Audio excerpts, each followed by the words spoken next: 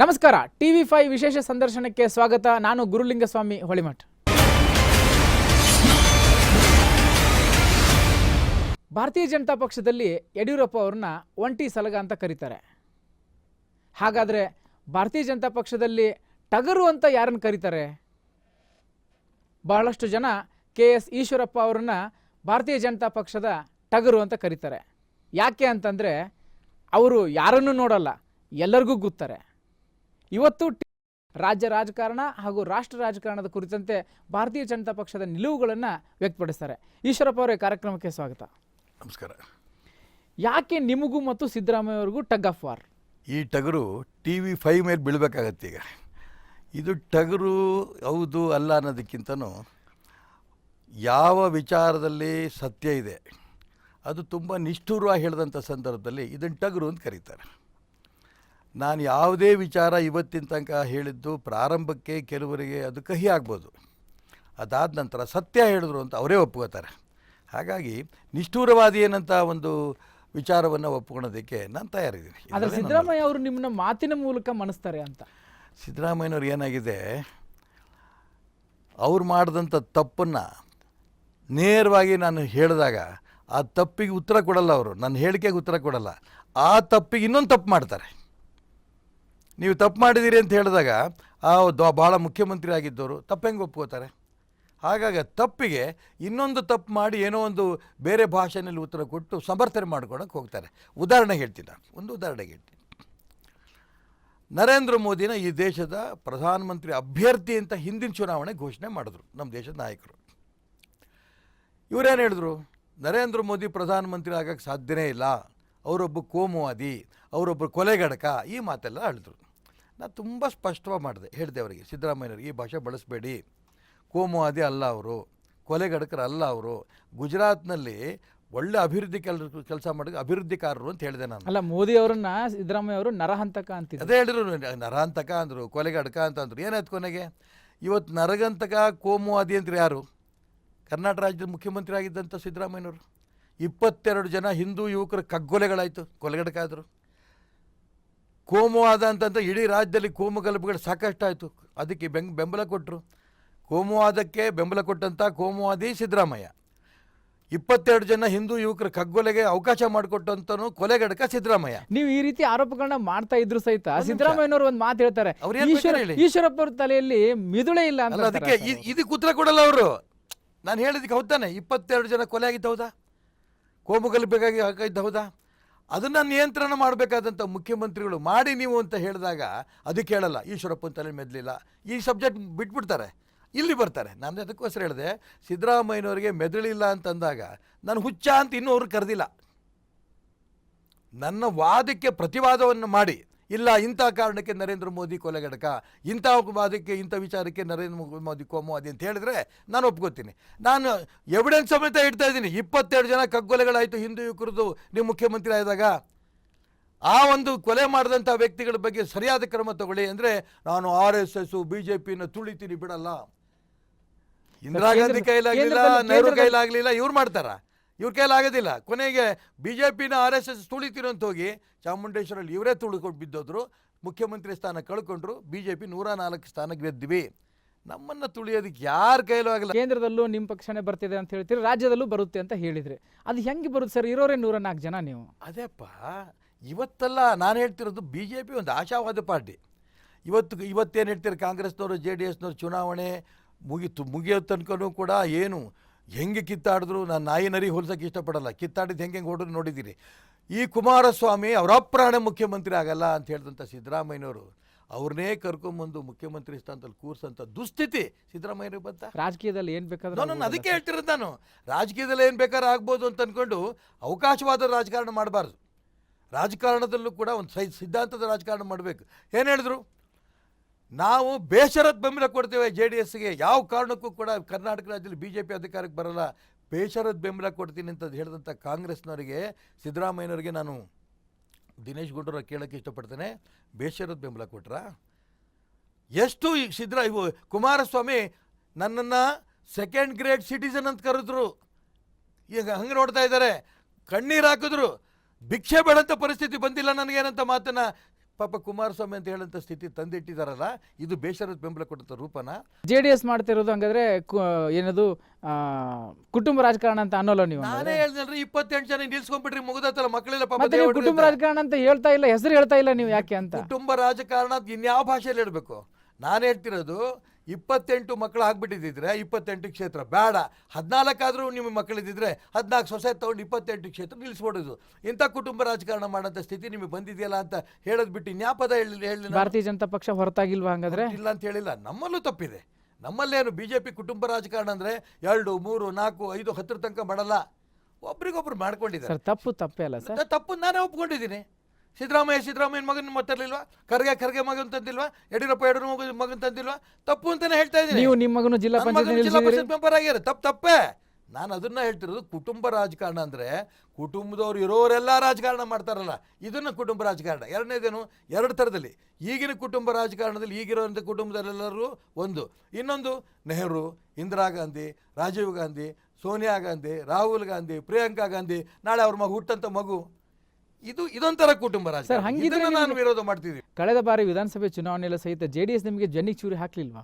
ಏತಕ್ಕೆ? ವಿಧಾನಸಭೆಯಲ್ಲ, ದೆಹಲಿ ಮಟ್ಟದಲ್ಲಿ ಆದಂತ ಒಪ್ಪಂದ ಕರ್ನಾಟಕದಲ್ಲಿ ಮುರ್ಕೊಂಡು ಬಿಟ್ಟಾರ. ಕುಡುಕರೇಡ್ರು ನೀವ್ಯಾಕ್ರೆ ಪ್ರಶ್ನೆ ಕೇಳ್ತೀರಿ? ಭಾರತೀಯ ಜನತಾ ಪಾರ್ಟಿ 224 ಸ್ಥಾನ ಸ್ಪರ್ಧೆ ಮಾಡಿದ್ವಿ, 104 ಗೆದ್ದಿದ್ವಿ. ಒಂದು ಆಕಸ್ಮಿಕ ಒಂದು 10-15 ಸೀಟು 500,000 ಹೋಟೆಲ್ ಕಳ್ಕೊಂಡ್ವಿ. ನಮ್ಗೆ ಯಾರು ಮುಲಾಜು ಇಲ್ಲ, ನಮ್ಮ ಸ್ವತಂತ್ರ ಕಾಲ ಮೇಲೆ ನಾವು ನಿಲ್ತೇವೆ. ಈಗಲೂ ಅಷ್ಟೇ 28 ಕ್ಷೇತ್ರ ಸ್ಪರ್ಧೆ ನಾವು ಮಾಡ್ತೇವೆ. ವಿಜಯೇಂದ್ರ ಅವರನ್ನ ವರುಣಾ ಕ್ಷೇತ್ರ ನಿಲ್ಲಿಸಿದ್ರೆ ಬಹಳಷ್ಟು ಸೀಟ್ಗಳಲ್ಲಿ ಅದರ ಪರಿಣಾಮ ಬೀರ್ತಿತ್ತು. ಅದೇ ಪ್ರಶ್ನೆ ರಾಷ್ಟ್ರೀಯ ನಾಯಕರು ಏನು ಮಾಡಿದ್ರು? ಒಬ್ಬ ಮಗ ಸಾಕು, ಮಗ ಇನ್ನೊಬ್ಬ ಮಗ ಬೇಡ. ಇದು ಕುಟುಂಬ ರಾಜಕಾರಣ ಅನ್ನೋದಕ್ಕೋಸ್ಕರನೇ ಮೌಲ್ಯ ಆಧಾರಿತ ರಾಜಕಾರಣ ಮಾಡಬೇಕು ಅಂತ ಬೇಡಪ್ಪ ಅಂತ ತೀರ್ಮಾನ ಮಾಡಿ. ಇದು ಒಪ್ಪಬೇಕು ತಾನೆ ನೀವು? ಇದು ಅಪ್ರಿಷಿಯೇಟ್ ಮಾಡ್ಬೇಕು ತಾನೆ ನೀವು? ಇಂಥ ಕುಟುಂಬ ರಾಜಕಾರಣ BJP ಬೆಂಬಲ ಕೊಡಲಿಲ್ಲ. ಇಬ್ಬಿಬ್ಬರು ಮಕ್ಕಳಿಗೆ, ಇಬ್ಬಿಬ್ಬರು ಸೊಸೆಂದ್ರಿಗೆ ಇಲ್ಲ ಅನ್ನೋದಕ್ಕೋಸ್ಕರ ವಿಜೇಂದ್ರ ಬೇಡ ಅಂತ ಕೇಂದ್ರ ನಾಯಕರು ತೀರ್ಮಾನ ಮಾಡಿದ್ದು. ಅದನ್ಯಾಕೆ ನೀವು ಬಹಿರಂಗವಾಗಿ ಅವತ್ತೇ ಹೇಳಿಲ್ಲ ಹಂಗಾದ್ರೆ? ಕೇಂದ್ರ ನಾಯಕರು ತೀರ್ಮಾನಕ್ಕೆ ಕ್ವಶನ್ ಮಾಡಲ್ಲ ನಾನು. ಅವ್ರೇನು ತೀರ್ಮಾನ ಮಾಡಿ ಒಪ್ಕೊಂಡಿದ್ದೀವಿ. ಸರ್, ರಾಷ್ಟ್ರದ ಹಿತ ಮತ್ತು ಪಕ್ಷದ ಹಿತದಿಂದ ಹೇಳಿದಾರೆ ಅಂತ ಹೇಳಿಲ್ಲ. ಹೌದು, ಯಾರು ಹೇಳಿಲ್ಲ ಅಂದಿದ್ದು ನಿಮಗೆ? ಅವ್ರು ತೀರ್ಮಾನ ಮಾಡಿದ್ದಾರೆ, ವಿಜೇಂದ್ರ ಇಲ್ಲ, ಸ್ಪಷ್ಟ ಮಾಡಿಬಿಡಿ ನಾವು. ಇಲ್ಲ, ಅವ್ರು ತೀರ್ಮಾನ ಮಾಡ್ರ ಪರವಾಗಿ ವಿಜೇಂದ್ರ ನಿಂತ್ಕೊ ಅಂತ ಹೇಳಿದ್ವಾ? ನಿಲ್ಲಿಲ್ಲ, ಮುಗೀತು. ಅದಕ್ಕೂ ಇದಕ್ಕೆ ಸಂಬಂಧ ಇಲ್ಲ. ನಮ್ಮ ರಾಷ್ಟ್ರೀಯ ನಾಯಕರು ತಗೊಂಡಂಥ ಹೆಜ್ಜೆ ಇದೆಯಲ್ಲ, ನಿಜಕ್ಕೂ ನಮ್ಮೆಲ್ಲರೂ ಕೂಡ ಮಾದರಿ, ಆದರ್ಶ. ಸಂತೋಷ ಪಡ್ತೀವಿ ನಾವು. ಅವ್ರು ತಗೊಂಡಂಥ ವಿಚಾರಕ್ಕೆ, ತೀರ್ಮಾನಕ್ಕೆ ನಾವು ಬದ್ಧ. ಸರ್, ನಿಮ್ಮ ಜೊತೆ ಮತ್ತೆ ಮಾತಾಡ್ತೀನಿ. ಸೊ ಈಗ ಭಾರತ ದೇಶದಲ್ಲಿ ಚುನಾವಣೆ ನಡೀತಾ ಇದೆ, ಕರ್ನಾಟಕದಲ್ಲೂ ಸಹಿತ 20ಕ್ಕೂ ಹೆಚ್ಚು ಸೀಟ್ ತಗೋಬೇಕು ಅನ್ನೋದು ನಿಮ್ಮ ಒಂದು ಗುರಿ. ಅದಕ್ಕೆ ಪೂರಕವಾಗಿ JDS ಅವರು ಒಂದಿಷ್ಟು ಸೀಟ್ಗಳನ್ನ ಬಿಟ್ಕೊಡ್ತಿದ್ದಾರೆ ನಿಮಗೆ ಅಂತ. ನಮಗ ಯಾಕೆ ಏನು ಮನೆ ಬಂತು ನಿಮಗೆ? ಹಲವಾರು ಕ್ಷೇತ್ರಗಳಲ್ಲಿ ಅಲ್ಲಿ ಮೈತ್ರಿ ಸರ್ಕಾರ ಮೈತ್ರಿಗೆ ಅಭ್ಯರ್ಥಿನೇ ಸಿಗ್ತಾ ಇಲ್ಲ. ಮೈತ್ರಿಗೆ ಅಭ್ಯರ್ಥಿ ಸಿಕ್ಕಲ್ಲ ಅಂತ ಅವ್ರ ಹಣೆ ಬರೋದು. ನಾವು ಅದಕ್ಕೋಸ್ಕರ ಹೇಳ್ತಿರೋದು, ಕಾಂಗ್ರೆಸ್ಸು JDS ಕರ್ನಾಟಕ ರಾಜ್ಯದಲ್ಲಿ ನಿರ್ನಾಮ ಆಗ್ತಾ ಇದೆ ಅನ್ನೋದಕ್ಕೆ ಸಾಕ್ಷಿ ಇದೆ. ಎಲ್ಲಿ ಬಂತು? ಮಾನ್ಯ ದೇವೇಗೌಡರು ಜಗಳ ಮಾಡಿ 8 ಸೀಟ್ ತಗೊಂಡ್ರು ಕಾಂಗ್ರೆಸ್ನವ್ರ ಹತ್ರ. ಕಾಂಗ್ರೆಸ್ನವರು ಜಗಳ ಮಾಡಿ JDSನವ್ರು 20 ಸೀಟ್ ತಗೊಂಡ್ರು. ಕೊನೆಯಲ್ಲಿ ಪರಿಸ್ಥಿತಿ ಅವ್ರದ್ದು. ಉದಾಹರಣೆಗೆ ಪ್ರಮೋದ್ ಮಧ್ವರಾಜ್ ಸರ್, ಈಗ ಆ ಕ್ಷೇತ್ರಗಳಲ್ಲಿ ಭಾರತೀಯ ಜನತಾ ಪಕ್ಷದ ಅಭ್ಯರ್ಥಿಗಳನ್ನ ಗೆಲ್ಲಿಸಲೇಬೇಕು ಅನ್ನುವಂಥ ದೇವೇಗೌಡರ ನಿರ್ಧಾರದಿಂದಾಗಿ ತಗೋದಾ? ನಿಮ್ಮ ಹತ್ರ ಮಾತಾಡಿರೋ ದೇವೇಗೌಡರು ಅಂತ ಹೇಳ್ತಾರೆ ಸರ್. ಅಲ್ಲ, ಗೊತ್ತಿಲ್ಲ ನನಗೆ. ಭಾರತೀಯ ಜನತಾ ಪಾರ್ಟಿ ಯಾರದೇ ಮರ್ಜಿನಲ್ಲಿ ನಾವು ಗೆಲ್ಲಲ್ಲ. ಭಾರತೀಯ ಜನತಾ ಪಾರ್ಟಿ ನಮ್ಮ ಕಾರ್ಯಕರ್ತರು ಬೆವರಿನ ಫಲದಿಂದ 28 ಕ್ಷೇತ್ರವನ್ನು ಗೆಲ್ಲೋ ಪ್ರಯತ್ನ ಮಾಡ್ತಾ ಇದ್ದೀವಿ. ದೇವೇಗೌಡರು, ಸಿದ್ದರಾಮಯ್ಯನವರು ಮರ್ಜಿ ಅಲ್ಲ ನಮ್ಮದು. ಕಾಂಗ್ರೆಸ್ JDS ನಮಗೆ ಬೇಡ. ನಾವು ಅವ್ರನ್ನ ಸೋಲಿಸಿ ನಾವು ಸೀದಾ ರಾಜಕಾರಣ ಮಾಡಿಕೊಂಡು ನಾವು ಗೆಲ್ತೀವಿ. JDS ಕಾಂಗ್ರೆಸ್ ಒಳ ಒಪ್ಪಂದ ಅವ್ರದ್ದು ಇದೆಯಲ್ಲ, ಇದು ನಾವು ಮಾಡೋಕ್ಕೆ ತಯಾರಿಲ್ಲ. ಆ ಎರಡೂ ಪಕ್ಷಗಳ ಒಳಜಗಳ ಏನಿದೆ ಅದು ಭಾರತೀಯ ಜನತಾ ಪಕ್ಷಕ್ಕೆ ಲಾಭ ಆಗಿದೆ. ಲಾಭ ಹೌದು. ಅವರು ಒಳಜಗಳದಿಂದ ನಮಗೆ ಲಾಭ ಬೇಡ. ನಮ್ಮ ಸ್ವಂತ ಶಕ್ತಿ ಮೇಲೆ ನಾವು ಗೆಲ್ತೇವೆ. ಏನ್ ಬಂತು ಸರ್? ಅವ್ರ ಜಗಳದಿಂದಾಗಿ ಅನಿವಾರ್ಯವಾಗಿ ಭಾರತೀಯ ಜನತಾ ಪಕ್ಷನ ಒಪ್ಕೊಳ್ಳುವಂತ ಸ್ಥಿತಿ ಕರ್ನಾಟಕದಲ್ಲಿ ನಿರ್ಮಾಣ ಇರ್ಬೋದು. ಅದರಿಂದನೂ ಒಂದಿಷ್ಟು ಲಾಭ ಆಗ್ಬೋದು, ಅದರಿಂದನೂ ಹೆಚ್ಚಿನ ಸೀಟ್ ಬರ್ಬೋದು, ಅದರಿಂದ ಹೆಚ್ಚಿನ ವೋಟ್ ಬರ್ಬೋದು. ನಾನು ಇಲ್ಲ ಅಂದಿಲ್ಲ. ಈ ಬಡದಾಡ್ತಿದ್ದಾರ್ರಿ. 1 ವರ್ಷ ಕೊಟ್ಟಿದ್ದೀವಿ ಕಾಂಗ್ರೆಸ್ JDS ಮೈತ್ರಿಯಾಗಿ. ಯಾವತ್ತು ತೊಲಗೋಗುತ್ತಪ್ಪ, ಯಾವತ್ತು BJP ಬರುತ್ತಪ್ಪ ಅಂತ ರಾಜ್ಯ ಜನ ಕಾಯ್ತಾ ಇದ್ದಾರೆ. ಹಾಗಾಗಿ ಈ ಪರಿಸ್ಥಿತಿ ಇದೆವನ ಜನ BJPಗೆ ಸಪರೇಟ್ ಓಟ್ ಕೊಡಬೇಕು, ಮೋದಿಗೆ ಓಟ್ ಕೊಡಬೇಕು. ಆ ದಿಕ್ಕಲ್ಲಿ ತೀರ್ಮಾನ ಮಾಡ್ಕೊಂಡು ಕೂತಿದ್ದಾರೆ. ಭಾರತೀಯ ಜನತಾ ಪಕ್ಷದ ಶಕ್ತಿ ಏನು ಹಂಗಾದ್ರೆ? ಶ್ರಮ ಏನು? ಉದಾಹರಣೆಗೆ ನಾವು 89ರಲ್ಲಿ 4 ಜನ ಇದ್ವಿ MLAಗಳು. ಈಗ 104 ಬಂದಿದ್ದೀವಿ. ನಮ್ಮ ಸಂಘಟನೆ ಕಾರ್ಯಕರ್ತರು ಈ ರಕ್ತದ ಬೆವರು ಸುರಿಸಿಯಾರಲ್ಲ, ವೈಚಾರಿಕ ಹಿನ್ನೆಲೆ, ರಾಷ್ಟ್ರೀಯ ವಿಚಾರಗಳು ಈ ಹೋರಾಟಗಳು, ರೈತರ ಪರ ಹೋರಾಟಗಳು ಹಿಂಗೆ ಸಂಘಟನೆ ಬೆಳೆಸಿ 4ರಿಂದ 104 ಬಂದಿದ್ದೇವೆ. ಸಿದ್ದರಾಮಯ್ಯನವರು ಕಳೆದ ಲೋಕಸಭೆ ಚುನಾವಣೆಯಲ್ಲಿ ಏನು ಹೇಳಿದರು? ಬಿ ಜೆ ಪಿಯವರು 8ರಿಂದ 10 ಸೀಟು ಗೆಲ್ಲಲ್ಲ. ಮೊನ್ನೆ ಅದೇ ಮಾತು ಮಾನ್ಯ ದೇವೇಗೌಡರು ಹೇಳಿದ್ದಾರೆ, 2 ಡಿಜಿಟ್ ಮುಟ್ಟಕ್ಕಾಗಲ್ಲ ಅಂತ ಅವ್ರು ಹೇಳಿದರು. ದೇವೇಗೌಡರಿಗೆ ಆಮೇಲೆ ಬರ್ತೀನಿ. ನಾವೆಷ್ಟು ತೊಗೊಂಡು ನಾವು ಸಿದ್ದರಾಮಯ್ಯನಿಗೆ ಹೇಳಿದ್ರೆ, ಈ ಮುಖ್ಯಮಂತ್ರಿಗಳು ಕಂಡ್ರಿ ನೀವು, ನಿಮ್ಮ ಬಾಯಲ್ಲಿ ಬರಬೇಕು, ನೀವು 8-10 ಸೀಟ್ ಗೆಲ್ಲಲ್ರಿ, ಈ ಮಾತು ನಮ್ಗೆ ಹೇಳಿದರು. ಬಿ ಜೆ ಪಿನ ವಿರೋಧ ಪಕ್ಷದಲ್ಲಿದ್ವಿ, ಅವರೇ 10 ಸೀಟ್ ಗೆಲ್ಲಿಲ್ಲ. ಕಾಂಗ್ರೆಸ್ಸು ಮುಖ್ಯಮಂತ್ರಿಯಾಗಿ ಸರ್ಕಾರ ಇದ್ದು ಅವ್ರು ಗೆದ್ದಿದ್ದು 9 ಸೀಟು, JDS ಗೆದ್ದಿದ್ದು 2 ಸೀಟು, BJP 17 ಸೀಟು. ನಮ್ಮ ಕಾರ್ಯಕರ್ತರ ಶ್ರಮ. ಈ ದೇವೇಗೌಡರು ಮೊನ್ನೆ ಹೇಳಿದ್ದಾರೆ 2 ಅಂಕಿ ಮುಟ್ಟಲ್ಲ ಅಂತ. 2 ಸೀಟ್ ಗೆದ್ಬಿಡ್ಲಿ ನೋಡೋಣ, ಅವ್ರು ಈಗಿರೋದು 2 ಸೀಟ್ ಉಳಿಸ್ಕೊಳ್ಳಿ ನೋಡೋಣ. JDSನವರು, ಕಾಂಗ್ರೆಸ್ನವ್ರು ಇರೋ 9 ಸೀಟ್ ಇತ್ತಲ್ಲ, ಆ 9 ಸೀಟ್ ಉಳಿಸ್ಕೊಂಡ್ಬಿಡ್ಲಿ ಕಾಂಗ್ರೆಸ್ನ ನೋಡೋಣ. ನಾನು ಅದಕ್ಕೋಸ್ಕರ ಹೇಳಿದೆ, BJP ಸ್ವಂತ ಶಕ್ತಿ ಮೇಲೆ 3 ವಿಚಾರದಲ್ಲಿ ನಾವು ಈ ಚುನಾವಣೆ ಮಾಡ್ತೀವಿ. ಒಂದು ರಾಷ್ಟ್ರೀಯ ವಿಚಾರ, ರಾಷ್ಟ್ರಭಕ್ತಿ ಇಟ್ಕೊಂಡು ನುಗ್ತೀವಿ. 2ನೇದು ದೇವ ದುರ್ಲಭ ಕಾರ್ಯಕರ್ತರ ಸಂಘಟನೆ, ಕಾರ್ಯಕರ್ತರು ಇಟ್ಕೊಂಡು ಹೋಗ್ತೀವಿ. 3ನೇದು ಇಡೀ ಪ್ರಪಂಚ ಮೆಚ್ಚಂಥ ನೇತೃತ್ವ, ನರೇಂದ್ರ ಮೋದಿ ನೇತೃತ್ವ, ಸಂಘಟನೆ, ವೈಚಾರಿಕ ರಾಷ್ಟ್ರೀಯತೆ. ಈ 3 ವಿಚಾರ ಇಟ್ಕೊಂಡು ಇಡೀ ಕರ್ನಾಟಕ ರಾಜ್ಯದಲ್ಲಿ ಭಾರತೀಯ ಜನತಾ ಪಾರ್ಟಿ ಹೋರಾಟ ಮಾಡಿ ಅತಿ ಹೆಚ್ಚು ಸೀಟ್ ಗೆಲ್ತೇವೆ, ನರೇಂದ್ರ ಮೋದಿ ಪ್ರಧಾನಮಂತ್ರಿ ಮಾಡ್ತೇವೆ. ಹಿಂದುತ್ವ ಎಲ್ಲೋ ಐತೆ ಸರ್ ನಿಮ್ದು? ರಾಷ್ಟ್ರೀಯತೆಗೂ ಹಿಂದುತ್ವ ಏನು ವ್ಯತ್ಯಾಸ ಇದೆ? ಸುಪ್ರೀಂ ಕೋರ್ಟೇ ಹೇಳಿದೆ, ಹಿಂದುತ್ವ ಅಂದರೆ ರಾಷ್ಟ್ರೀಯತೆ, ಜೀವನ ಪದ್ಧತಿ, ಇದರಲ್ಲೇನು ಜಾತಿ ಧರ್ಮ ಇಲ್ಲ. ಸುಪ್ರೀಂ ಕೋರ್ಟೇ ಹೇಳಿದೆ. ಈ ಕಾಂಗ್ರೆಸ್ನವರು ಕೋಮುವಾದ ಅಂದ್ರೆ ಹಿಂದುತ್ವದ ಹೆಸರನ್ನ ಬದಲು ಮಾಡಿದ್ರಿ. ನಾನೆಲ್ಲ ಸುಪ್ರೀಂ ಕೋರ್ಟಿಗೆ ಬೈರಂಗಾರೆ ನೀವು. ನಾನು ಹೇಳಿದ್ದಲ್ಲ, ಹಿಂದುತ್ವ ಅಂದರೆ ರಾಷ್ಟ್ರೀಯತೆ, ಜೀವನ ಪದ್ಧತಿ. ಸುಪ್ರೀಂ ಕೋರ್ಟ್ ಹೇಳಿದ್ದಕ್ಕೆ ನೀವು ಇಲ್ಲ ಅಂತೀರಾ? ನೀವು ಹೇಳಿ, ಸುಪ್ರೀಂ ಕೋರ್ಟ್ಗೆ ಒಂದು ಅಫಿಡವಿಟ್ ಹಾಕಿ ನೀವು ಮಾಡ್ತಿರೋ ತಪ್ಪು, ಜಡ್ಜ್ಮೆಂಟ್ ಕೊಟ್ಟಿರೋ ತಪ್ಪು ಅಂತ. ಸುಪ್ರೀಂ ಕೋರ್ಟ್ ಹೇಳ್ತಿರೋಂಥ ಹಿಂದುತ್ವ, ಆ ರಾಷ್ಟ್ರೀಯತೆಯನ್ನು ಭಾರತೀಯ ಜನತಾ ಪಾರ್ಟಿ ಮೆಚ್ಚಿ. ಹಾಗಾದ್ರೆ ಸಿವಿಲ್ ಕಾಮನ್ ಕೋಡ್ ಅನ್ನ ಯಾಕೆ ಇನ್ನೂ ತರ್ತಾ ಇಲ್ಲ ನೀವು? ಈಗ ಮಗು ಹುಟ್ಟಿ ಬೆಳೆದಂಗೆ ಬೆಳಿಬೇಕು, ದಪ್ಪ ಅಂತ ಬೆಳಬಾರ್ದು. ಒಂದೊಂದೇ ರಾಷ್ಟ್ರೀಯ ವಿಚಾರಗಳು ತರ್ತಾ ಇರೋಂಥ ಸಂದರ್ಭದಲ್ಲಿ ಇಡೀ ದೇಶದಲ್ಲಿ ಈ ಧರ್ಮ ವಿರೋಧಿಗಳು, ದೇಶ ವಿರೋಧಿಗಳು ಒಂದಾಗ್ತಾ ಇದ್ದಾರೆ. ನೋಡಿ, ಗಮನಿಸಿ, ರಾಹುಲ್ ಗಾಂಧಿ ನಾವು ಪ್ರಧಾನಮಂತ್ರಿ ಆಗಬೇಕು ಅಂತೇಳಿ ಪಾಕಿಸ್ತಾನದಲ್ಲಿ ಪಟಾಕಿ ಹೊಡಿತಾರೆ. ಇದು ಇವತ್ತಿನ ದೇಶದಲ್ಲಿರುವಂಥ ಕೆಲವು ವ್ಯಕ್ತಿಗಳ ಮನಸ್ಥಿತಿ ಇನ್ನೂ ಹಾಗೆ ಇದೆ. ನಿಧಾನಕ್ಕಾಗತ್ತೆ, ಒಂದೇ ದಿನಕ್ಕೆ ನರೇಂದ್ರ ಮೋದಿ ಪ್ರಧಾನಮಂತ್ರಿಗೆ ಹೇಳಿದ್ದಕ್ಕೆ ನಾನು ಹೇಳಿದೆ ಕೋಮುವಾದಿ ಅಂದರು. ನರೇಂದ್ರ ಮೋದಿ ಏನು ಹೇಳಿ ಕೋಮುವಾದಿನಾ? ನಾನೊಬ್ಬ ಹಿಂದೂ ಧರ್ಮವನ್ನು ಪೂಜಿಸ್ತೇನೆ, ಬೇರೆ ಎಲ್ಲ ಧರ್ಮಗಳು ಕೂಡ ಗೌರವಿಸ್ತೇನೆ ಅಂತ ಹೇಳಿದಂಥ ಮೊದಲನೇ ಪ್ರಧಾನಮಂತ್ರಿ ನರೇಂದ್ರ ಮೋದಿ. ಹಿಡಿಸಲ್ಲ ಇವ್ರು ಯಾರಿಗೂ. ಹಿಂದೂ ಅಂದ ತಕ್ಷಣ ಅವ್ರಿಗೆಲ್ಲ ಮೈ ಉರಿಯುತ್ತೆ. ಈಗ ಮೊನ್ನೆ ತನಕನೂ ಸ್ಕರ್ಟ್ ಹಾಕೊಂಡು ಓಡಾಡ್ತಿದ್ರು. ನಾನು ವೈಯಕ್ತಿಕ ಟೀಕೆ ಮಾಡಲ್ಲ, ನನಗೂ ಸಹೋದರ ಹೆಣ್ಮಕ್ಳಿದ್ದಾರೆ. ಆದರೆ ಇದಕ್ಕಿದ್ದಂಗೆ ರಾಜಕಾರಣಕ್ಕೋಸ್ಕರ ಏನು ಸೀರೆ ಉಟ್ಕೊಂಡಿದ್ದೇನು, ಕೆಂಪು ಕುಂಕುಮ ಇಟ್ಕೊಂಡಿದ್ದೇನು, ಇದು ಜನ ಮೆಚ್ತಾರ? ಈ ನಾಟಕೀಯ ರಾಜಕಾರಣಕ್ಕೆ, ನಾಟಕೀಯ ಹಿಂದುತ್ವಕ್ಕೆ ದೇಶದ ಜನ ಬಗ್ಗಲ್ಲ, ಒಪ್ಪಲ್ಲ. ಅದೇ ಭಾರತೀಯ ಜನತಾ ಪಾರ್ಟಿ ಪ್ರತಿಯೊಬ್ಬ ಕಾರ್ಯಕರ್ತನ ರಕ್ತದಲ್ಲಿದೆ. ಈ ಧರ್ಮವನ್ನು ಉಳಿಸ್ತೇವೆ, ಈ ದೇಶವನ್ನು ಉಳಿಸ್ತೇವೆ. ನಮ್ಮನ್ನು ಬದಲಾವಣೆ ಮಾಡೋಕ್ಕೆ ಯಾರ ಕೈಯಲ್ಲಿ ಆಗಲ್ಲ. ನಾಟಕೀಯ ಬದಲಾವಣೆ ಮಾಡ್ಕೊಂಡ್ಬರೋರೆ ದೂರ ಇಡ್ತಾರೆ. ಅವ್ರ ವಿರುದ್ಧ CD ಪ್ರಕರಣ, ಆಡಿಯೋ ಪ್ರಕರಣ, ದೇವದುರ್ಗದಲ್ಲಿ ಏನು ನಡೀತು ಅನ್ನೋದನ್ನು ಬಾಯೇ ಹೇಳಿದ್ರು. ನಾನು ಮಾತಾಡಿದ್ದು ಹೌದು, ಇಲ್ಲ ಅಂತ ಅವ್ರು ಹೇಳಿಲ್ಲ. ಅದನ್ನು ತಿರ್ಚಿದ್ದಾರೆ. 1 ನಿಮಿಷ ತಡೀರಿ. ಅದನ್ನು ತಿರ್ಚಿ ಅರ್ಧ ಕ್ಯಾಸೆಟ್ ಹಾಕಿ ಅರ್ಧ ಬಿಡ್ತೀನಿ ಅಂತ ಹೇಳ್ತಾ ಇದ್ದಾರೆ. ಅದನ್ನು ಬಾಯ್ಬಿಟ್ಟು ಹೇಳಿದ್ರು. ಹಗ್ಗನೂ ಹಾಕಿಲ್ಲ, ಕೈಯೂ ಕಟ್ಸ್ಕೊಂಡಿಲ್ಲ, ಎಂಥದ್ದು ಮಾಡಿಲ್ಲ. ನೋಡಿ, ಮುಜುಗರ ಆಗ್ಲಿಲ್ಲ ಸರ್ ಹಂಗಾರೆ ಬಿಜೆಪಿ. ಅವ್ರೇನು ಹೇಳ್ತಾ ಹೋದ್ರು? ಸಿದ್ದರಾಮಯ್ಯ ಏನು ಹೇಳಿದ್ರು? ಆಪರೇಷನ್ ಕಮಲ ಮಾಡ್ತಿದ್ದಾರೆ ಕಾಂಗ್ರೆಸ್ನವರು. ಇವ್ರು ನಾಚಿಕೆ ಮಾನ ಮರ್ಯಾದೆ ಇಲ್ಲ.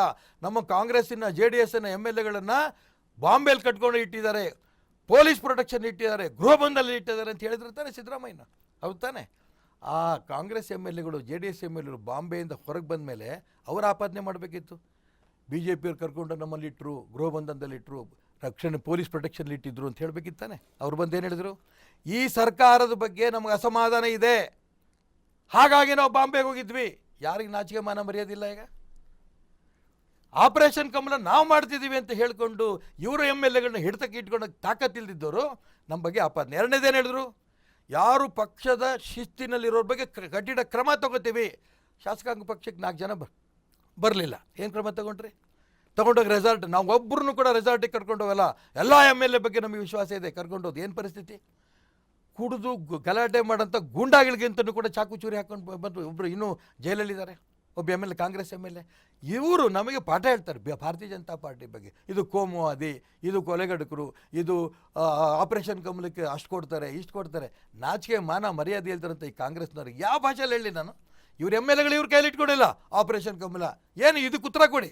ಬಾಂಬೆ ನಿಮ್ಮ MLAಗಳು ಹೋಗಿದ್ರು, ನೀವು ಮಾತಾಡ್ರಿ. ಬಿಜೆಪಿ ದೇಶಾನೇ ಆಳ್ತಾ ಇದೆ, ಆದ್ರೆ ಕರ್ನಾಟಕದಲ್ಲಿ ಹಾಕೋದಿಗೆ ಒಬ್ಬ ಕ್ಯಾಂಡಿಡೇಟು ಇಲ್ಲಲ್ಲ ಸರ್. ಎಲ್ಲಿಲ್ರಿ? ಕಲಬುರಗಿಯಲ್ಲಿ ಯಾರಿದ್ದಾರೆ ಸರ್? ಅಯ್ಯ ರಾಮ ಸ್ವಾಮಿ, ನಾನು ಹೇಳೋದು ಕೇಳಿ. ಅದಕ್ಕೆ ನಾನು ಹೇಳ್ತಾ ಇರೋದು, ಕಲಬುರಗಿನಲ್ಲಿ ನಾವು ಎಷ್ಟು ಸೀಟ್ ಗೆದ್ದಿದ್ದೀವಿ, ಏನು ಕತೆ, ಜಿಲ್ಲಾ ಪರಿಷತ್ ಎಷ್ಟು ಸೀಟ್ ಗೆದ್ದಿದ್ದೀವಿ ನೋಡಿದಿರ್ತಾನೆ. ಈ ಬಾರಿ ತೋರಿಸ್ತೀವಿ. ನಾವು ರಾಜಕೀಯ ಅಂದ್ರೆ ಕಾಂಗ್ರೆಸ್ ಇಂದ ಕರ್ಕೊಂಡು ಬಂದೇ ನೀವು ಶಕ್ತಿ ಪ್ರದರ್ಶನ ಮಾಡ್ಬೇಕಾ? ರಾಜಕೀಯ ತಂತ್ರಗಾರಿಕೆ ನಮಗೂ ಬರುತ್ತೆ.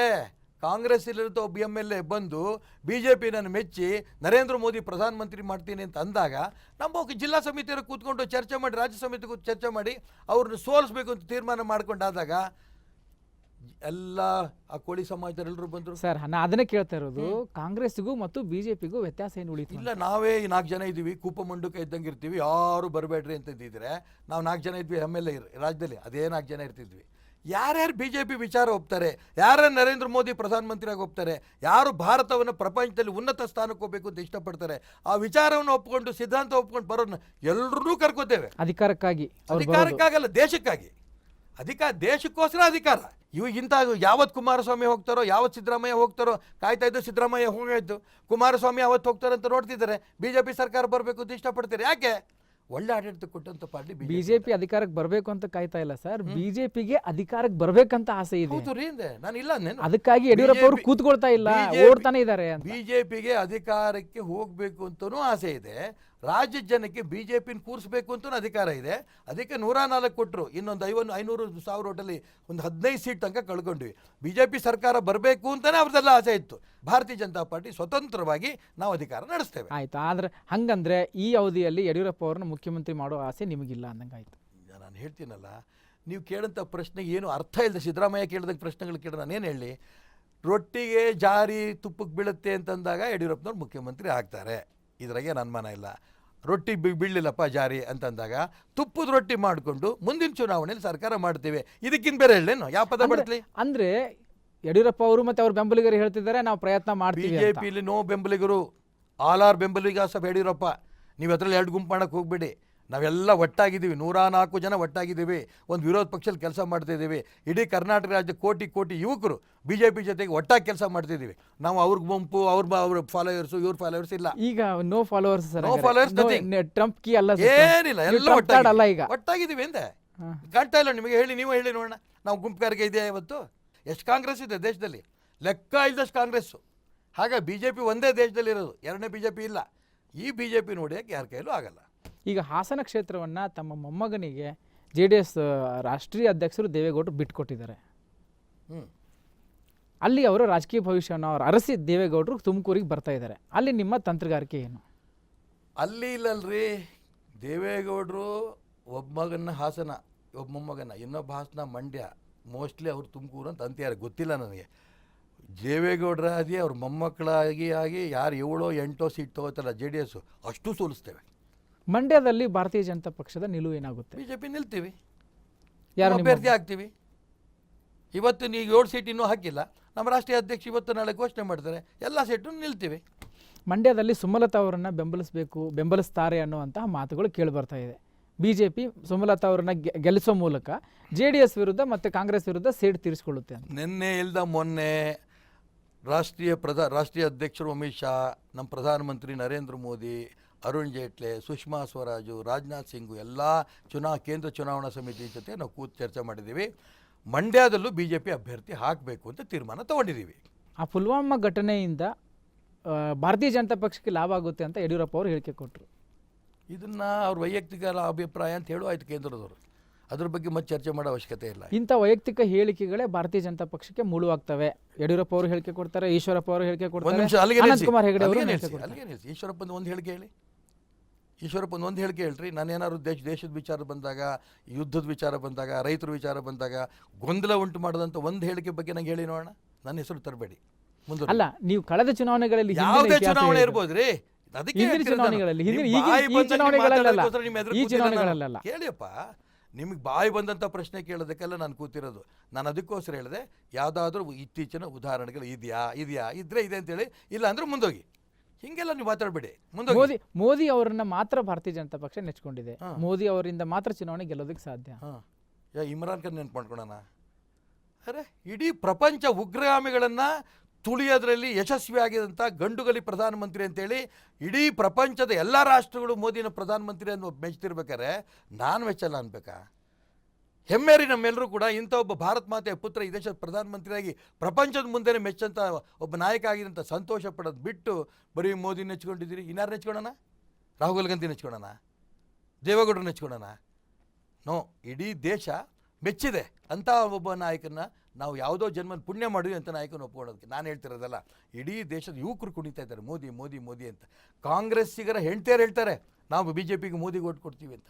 ಇಡೀ ದೇಶದ ಕಾಂಗ್ರೆಸ್ಸು JDSನ ಯುವಕರು ಕೂಗ್ತಿದ್ದಾರೆ ಮೋದಿ ಮೋದಿ ಮೋದಿ ಅಂತ. ತಡ್ಕೊಳಕ್ಕಾಗ್ತಿಲ್ಲ ಪಾಪ ಕಾಂಗ್ರೆಸ್ಸಿಗರಿಗೆ, ತಡ್ಕೊಳಕ್ಕಾಗ್ತಿಲ್ಲ JDSನವ್ರಿಗೆ. ಏನ್ರಿ ಮೋದಿ ಮೋದಿ ಮೋದಿ ಅಂತ ಎಲ್ಲ ಕಡೆ ಅಂತ ಏನು ಹೇಳ್ಬೇಕು? ಮತ್ತೆ ಈ ಮೋದಿ ಅನ್ನೋಂಥ ಪದ ಅದು ವ್ಯಕ್ತಿ ಅಲ್ಲ, ಇಡೀ ದೇಶದ ಎಲ್ಲ ಪ್ರಾಂತ, ಎಲ್ಲ ಭಾಷೆ, ಎಲ್ಲ ಧರ್ಮವನ್ನು ಕೂಡ ಒಂದು ಕಡೆ ಕೇಂದ್ರೀಕೃತ ಮಾಡೋದಕ್ಕೆ ಆ ಪದ ಇವತ್ತು ಯಶಸ್ವಿಯಾಗಿದೆ ಮೋದಿ. ಹಾಗಾಗಿ ಮೋದಿ ಅನ್ನೋಂಥ ಪದ ಕಾಂಗ್ರೆಸ್ಸಿಗೆ JDSನವ್ರಿಗೆ ಬೆಚ್ಚ ಬೀಳಿಸ್ತಾ ಇದೆ. ಇಷ್ಟೇ ಅಲ್ಲ, ಉಗ್ರಗಾಮಿಗಳಿಗೂ ಕೂಡ, ಪಾಕಿಸ್ತಾನದಿಂದ ಬೆಂಬಲ ಪಡಿತಂಥ ಉಗ್ರಗಾಮಿಗಳು ಕೂಡ ಮೋದಿ ಅಂತಿದ್ದಾಗೇ ಬೆಚ್ಚ ಬೀಳ್ತಾ ಇದ್ದಾರೆ. ಹಾಗಾಗಿ ನಮಗೆ ಹೆಮ್ಮೆ, ಈ ದೇಶದ ಎಲ್ಲ ಯುವಕರಿಗೆ, ಈ ದೇಶದ ರಾಷ್ಟ್ರಭಕ್ತಿಗೆ ಒಬ್ಬ ಮೋದಿ ಅನ್ನೋಂಥ ಒಬ್ಬ ಪ್ರಧಾನಮಂತ್ರಿ ಸಿಕ್ಕಿದ್ದು ನಮ್ಮ ಹೆಮ್ಮೆ. ಅಂಥ ಪ್ರಧಾನಮಂತ್ರಿ ಅವರು ಬೆಂಗಳೂರು ದಕ್ಷಿಣದಿಂದ ಏನಾದರೂ ಸ್ಪರ್ಧೆ ಮಾಡಬಹುದಾ? ಗೊತ್ತಿಲ್ಲ ನನಗೆ. ಅವರಿಗೆ ಕೇಂದ್ರ ನಾಯಕರು ಏನೇ ತೀರ್ಮಾನ ತೊಗೋಬೋದು ಗೊತ್ತಿಲ್ಲ ನನಗೆ. ಸುಮ್ಮನೆ ಹೂ ಅನ್ನಲೇ ನಾನು ಹೂನು ಅನ್ನಲ್ಲ, ಹೂ ಅನ್ನೋ ಗೊತ್ತಿದ್ದನ್ನ ಗೊತ್ತಿದೆ ಅಂತ ಹೇಳ್ತೀನಿ, ಇಲ್ಲ ಅಂದರೆ ಇಲ್ಲ ಅಂತೀನಿ. ನೀವು ಹೂ ಅಂತ ಅನ್ಬೇಕು, ಹೂ ಅನ್ಬೇಕು, ನೀವು ಹೇಳ್ಬಿಡೈತಲ್ಲ ಹೋಗಲಿ. ನಾವು ನಿಮಗೆ ಹೂ ಅಂತೂ ಹೇಳಲ್ಲ, ಹೂ ಅನ್ನಿ ಅಂತಲೂ ಹೇಳಲ್ಲ. ಗೊತ್ತಿಲ್ಲ, ಅದಕ್ಕೋಸ್ಕರ ಗೊತ್ತಿಲ್ಲ ಅಂದೆ ನಾನು. ನೋಡೋಣ ನಾಳೆ ಏನು ಮಾಡ್ತಾರೆ ಅಂತ. ಇಷ್ಟೊತ್ತು ಭಾರತೀಯ ಜನತಾ ಪಕ್ಷ, ರಾಷ್ಟ್ರ ರಾಜಕಾರಣ, ರಾಜ್ಯ ರಾಜಕಾರಣ ಎಲ್ಲ ವಿಷಯಗಳ ಬಗ್ಗೆ ಸವಿಸ್ತಾರವಾಗಿ ಮೊನಚಾಗಿ ಮಾತಾಡಿದ್ದೀರಿ. ಕಾರ್ಯಕ್ರಮದಲ್ಲಿ ಭಾಗವಹಿಸಿ ಎಲ್ಲ ವಿಷಯಗಳನ್ನ ಹಂಚಿಕೊಂಡಿದ್ದಕ್ಕೆ ಧನ್ಯವಾದಗಳು. ನಮಸ್ಕಾರ. ಇವಿಷ್ಟು KS ಈಶ್ವರಪ್ಪ ಅವರ ಮಾತುಗಳು. ಮೊದಲಿನಿಂದಲೂ ಅವರು ಹಾಗೆ ನೇರ ಇಲ್ಲಿಯೂ ಸಹಿತ ತಮ್ಮ ನೇರ ಮಾತುಗಳಿಂದ ಎಲ್ಲರನ್ನ ಚಿಕಿತ್ಸೆಗೊಳಿಸಿದ್ದಾರೆ. ನಂಬಿಕೆ ಹಾಗೂ ವಿಶ್ವಾಸಾರ್ಹ ನ್ಯೂಸ್ಗಾಗಿ ನೋಡ್ತಾ ಇರಿ TV5, ಇದು ವಾಸ್ತವದ ಪ್ರತಿರೂಪ.